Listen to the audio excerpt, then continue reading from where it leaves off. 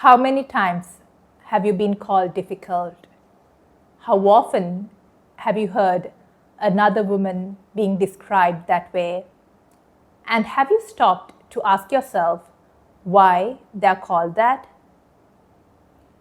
Welcome to Aligned and Flowing. So maybe I was jinxing myself with the topic, but I struggled a bit with this video because I wanted to get the tone just right.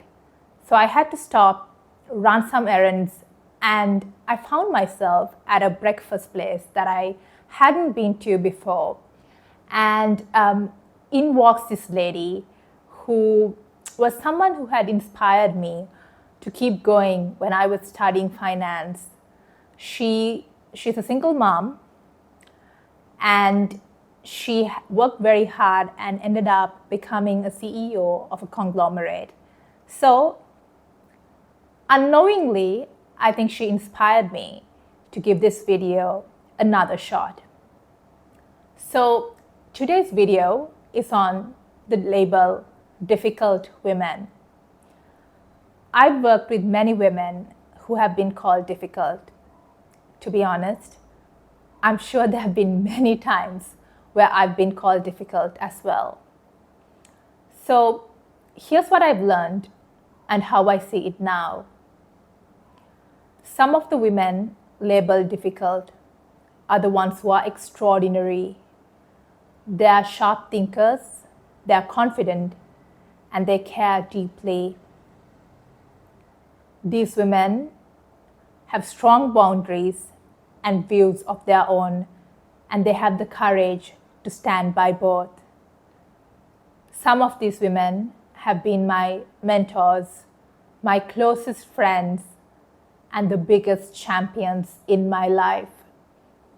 So why do they end up getting the label difficult? In my experience, it's less to do with the woman's behavior and more to do with others' level of discomfort around them.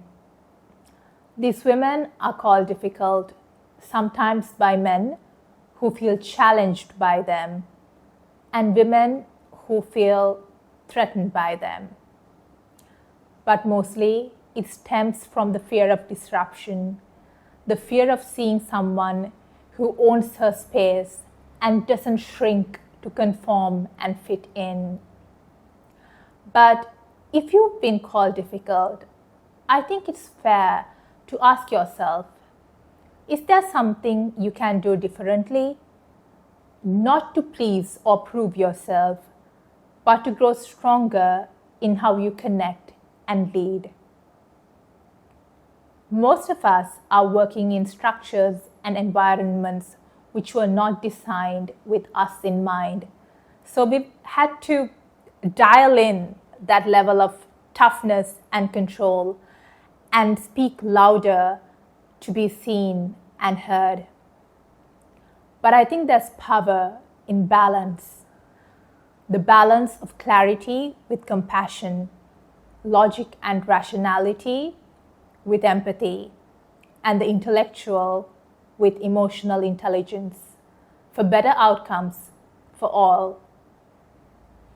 But here's the catch.